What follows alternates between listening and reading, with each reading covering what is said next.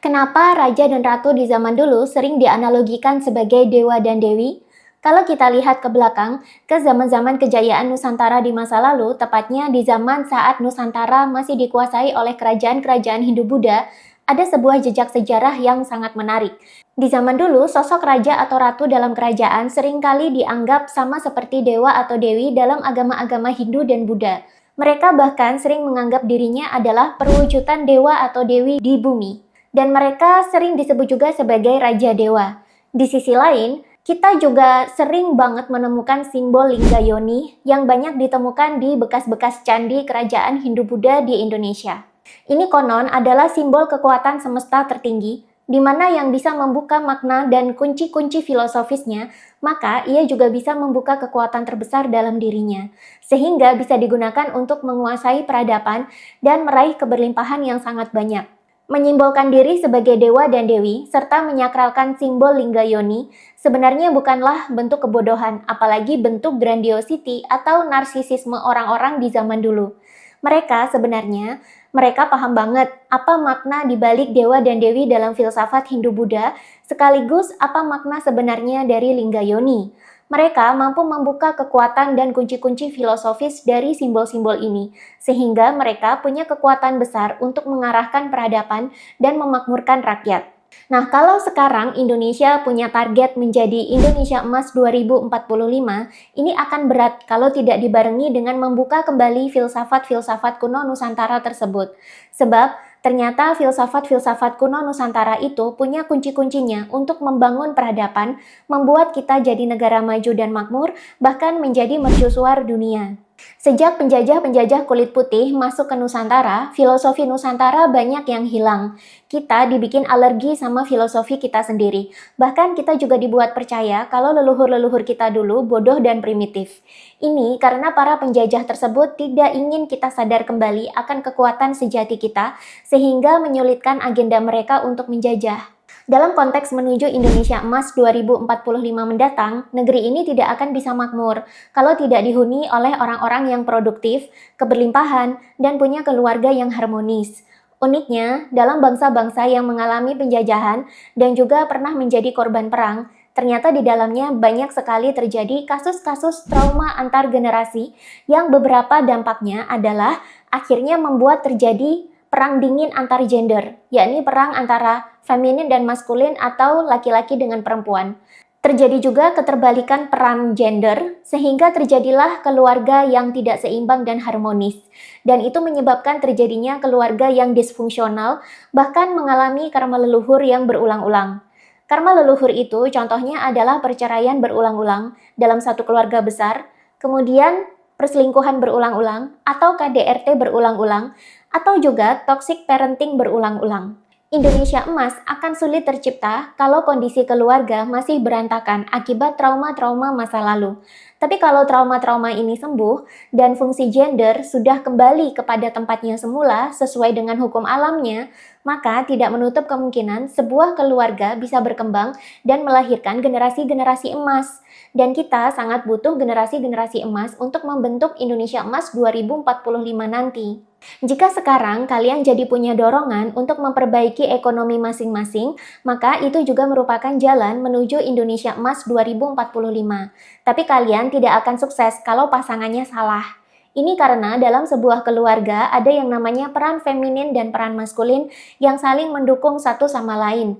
Dan kalau dikolaborasikan, sebenarnya tidak hanya meningkatkan ekonomi saja, tapi juga bisa membentuk keluarga yang ideal dan melahirkan generasi-generasi emas.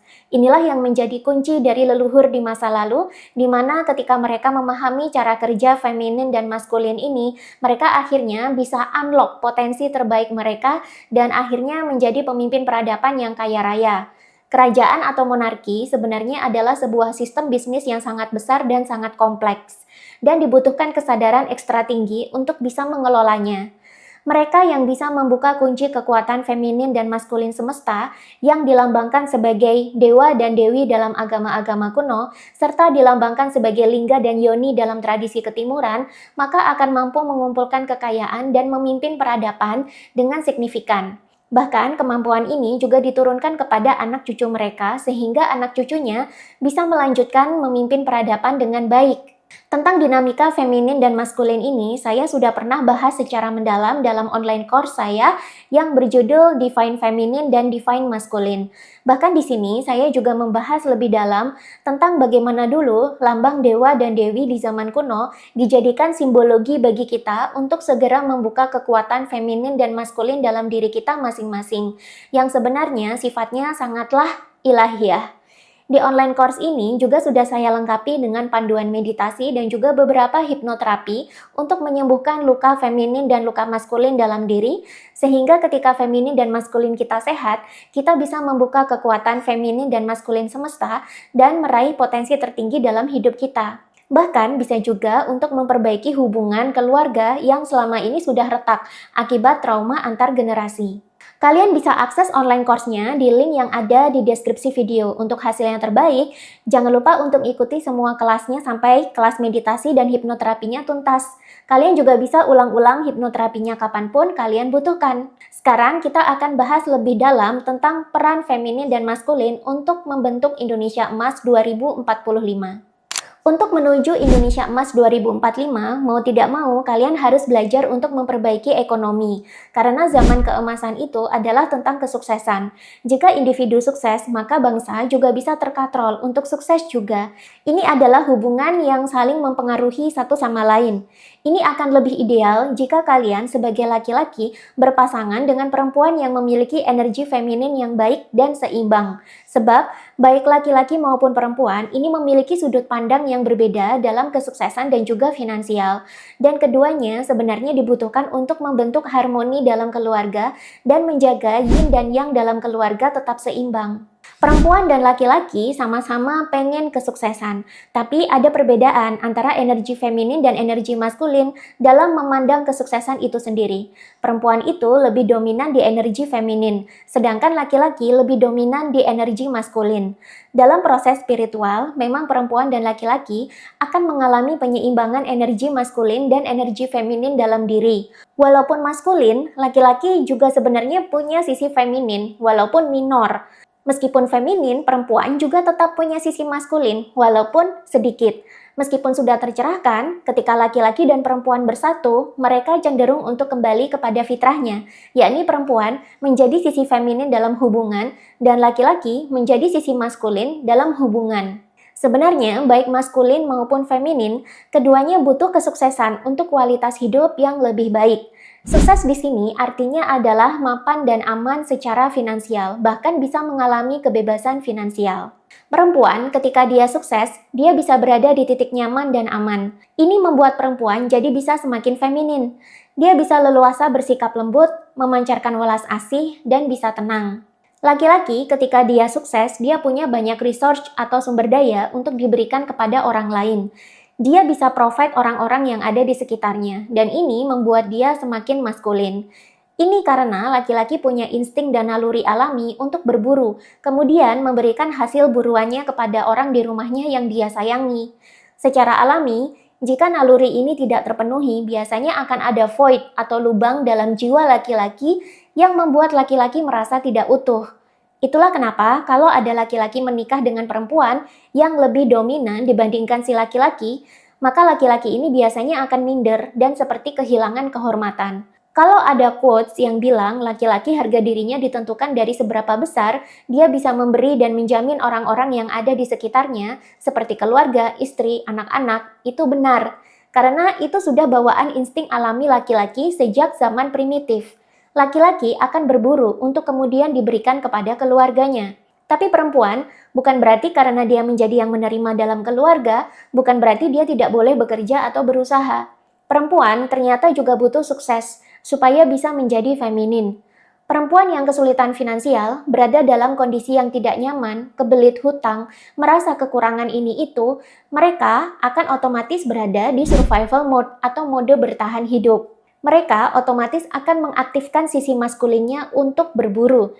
Sebenarnya, perburuan ini adalah untuk menyelamatkan dirinya sendiri dari kondisi tidak aman dan tidak nyaman tersebut. Kondisi maskulin ini baru akan reda ketika hidupnya sudah nyaman. Makanya, jangan heran kalau ketemu perempuan yang aman dan stabil secara finansial, mereka bisa menjadi lebih lembut dan lebih empati dibanding sebelumnya. Yang saya maksud di sini adalah perempuan yang sukses mencukupi dirinya sendiri tanpa harus punya tanggung jawab untuk memberikan nafkah dia untuk menghidupi orang lain. Ini akan berbeda kalau perempuan banyak uang tapi dia juga banyak tanggungan. Nah, biasanya perempuan yang seperti ini tidak bisa menjadi feminin, justru malah menjadi maskulin dan akhirnya dominan dalam keluarga. Perempuan akan menjadi feminin ketika dia banyak uang, banyak sumber daya, dan tidak perlu bertanggung jawab membagi kekayaan dan sumber dayanya ke orang lain. Terkesan egois, kelihatannya iya, tapi sebenarnya ini adalah keseimbangan alam. Ketika perempuan harus membagi sumber dayanya dengan orang lain, dan ini membuat dia tidak aman dan tidak penuh, maka dia akan berada di survival mode, dan otomatis sisi maskulinnya bangkit untuk pertahanan diri. Akhirnya dia akan menjadi bossy, kasar, dan kehilangan sisi femininnya. Kalau dia punya suami, maka dia bisa saja akan menjadi lebih dominan dibanding suaminya, dan ini akan merusak rumah tangga mereka. Sedangkan ketika perempuan berada di sisi feminin mereka, maka perempuan akan lebih mudah untuk positive thinking, lebih mudah untuk memancarkan cinta dan welas asih, dan mereka biasanya akan lebih lembut, keibuan, dan lebih bisa merawat apa yang ada di sekitarnya, termasuk merawat keluarga dan pasangannya. Idealnya dalam keluarga adalah perempuan menjadi feminin dan laki-laki menjadi maskulin. Kenapa dunia berjalan seperti ini? Ini karena ada perbedaan antara laki-laki atau maskulin dengan perempuan sebagai sosok feminin dalam memaknai dan meraih kesuksesan ataupun keberlimpahan dalam keluarga, terutama jika itu berurusan dengan nafkah keluarga. Laki-laki, kalau saya amati, walaupun mereka sudah sukses, finansialnya sudah oke, pamor di masyarakat pun oke, mereka cenderung akan terus mencari dan berburu yang lebih banyak lagi. Karena itu adalah insting maskulin mereka sejak zaman primitif. Dan ketika mereka sudah mendapatkan yang lebih, laki-laki cenderung suka menceritakannya, menunjukkannya, dan membangga-banggakannya di hadapan orang lain. Terlihat sangat kompetitif? Iya, tapi itulah insting purba laki-laki. Ini berbeda dengan perempuan. Ketika perempuan sudah sukses dan benar-benar aman serta stabil akan kemapanan finansialnya, perempuan justru cenderung lebih sederhana. Dia menjadi lebih lembut dan private. Dia tidak suka memamerkan pencapaiannya ke publik karena dia tahu pencapaian yang suka dipamerkan ke publik itu hanya akan mengundang iri hati dan kompetisi, dan itu akan mengganggu inner peace dia. Ini adalah insting feminin sejak zaman purba. Ketika mereka sudah ada di titik aman dan stabil, secara alami mereka akan menggunakan sumber daya mereka untuk merawat, berkolaborasi, dan bareng-bareng tumbuh bersama tanpa harus flexing atau memamerkannya sana-sini. Bagi laki-laki, kesuksesan itu adalah sebuah pencapaian. Sukses itu dikejar dan itu adalah bagian dari harga diri. Ketika mereka sudah mendapatkan kesuksesan, mereka cenderung akan mencari lebih dan lebih lagi. Itulah kenapa laki-laki suka agresif dalam bisnis. Mereka tidak pernah cukup dengan satu income. Bagi perempuan, kesuksesan itu adalah jalan keluar dari penderitaan. Ketika perempuan sudah mapan dan sukses, mereka sudah keluar dari penderitaan atau survival mode, mereka cenderung akan meluangkan waktu untuk refleksi diri dan beristirahat. Mereka cenderung akan menikmati kesuksesannya seorang diri dan menjadi tenang, bukan agresif. Kalau perempuan masih agresif, berarti dia masih ada di survival mode. Bagi laki-laki, sukses itu adalah tentang perjuangan dan selalu mengusahakan. Itulah kenapa mereka identik dengan kerja keras sepanjang waktu. Kalau mau dapat lebih, maka mereka harus bekerja dengan lebih juga. Sedangkan bagi perempuan, mereka menyadari bahwa kesuksesan itu ternyata bisa diraih dalam ketenangan, tanpa harus upaya berat yang menyiksa diri. Kesuksesan ternyata bisa diraih dengan cara yang fun atau menyenangkan, tanpa harus menuntut manusia untuk selalu berjuang. Ketika laki-laki berjuang untuk mendapatkan kekayaan, perempuan bermain-main dengan fun untuk mendapatkan kekayaan. Tapi ini bukan berarti bermain-main dalam konteks literal.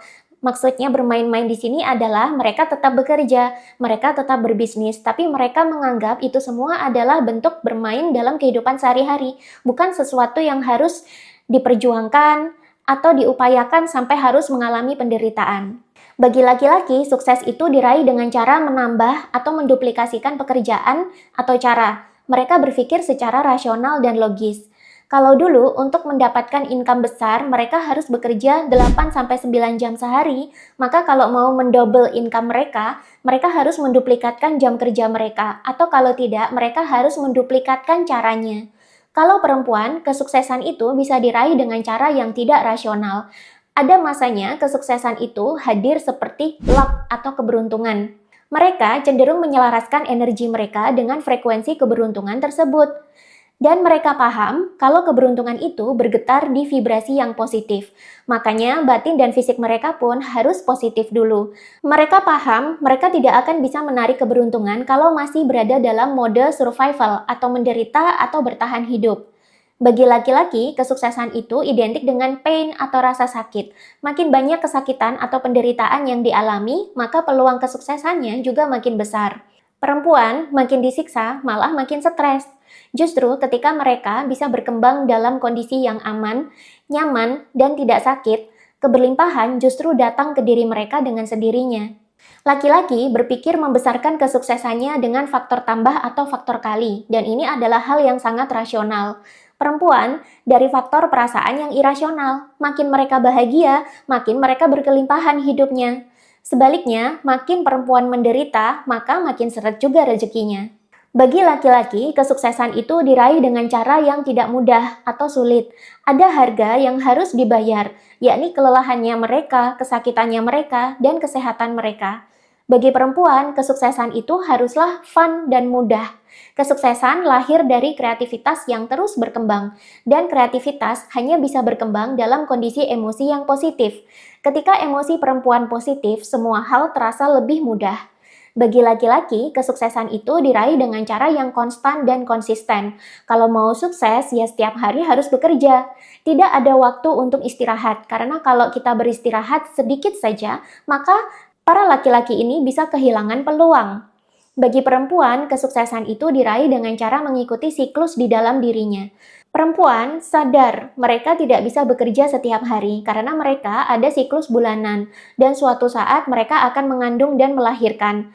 Mereka cenderung mengikuti siklus alami tersebut. Saat tiba waktu bulanan, mengandung, dan melahirkan, mereka cenderung beristirahat untuk mengisi ulang energi mereka. Saat siklus bulanan dan melahirkan sudah usai, mereka bisa gaspol untuk berkarya dan produktif.